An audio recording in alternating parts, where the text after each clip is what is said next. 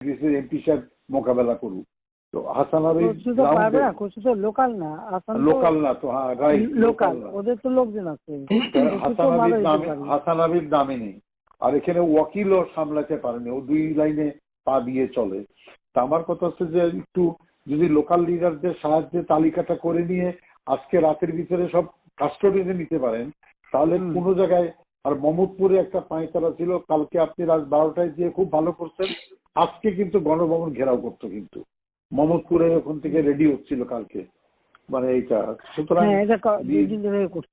ডিসিশনটা খুবই কারেক্ট হচ্ছে মাননীয় প্রধানমন্ত্রী। তো আমার মনে হয় আমরা হলো রণক্ষেত্রের সাথী না, রণক্ষেত্রের সাথী। তো আপনি একটু দয়া করে মানে এই পিক আপটা করতে বলেন, উপরে ওইটা একটু হোমওয়ার্ক করতে বলেন, করে অ্যারেস্ট করে ফেলতে বলেন আজকে, মানে সদিয়ে অ্যারেস্ট করে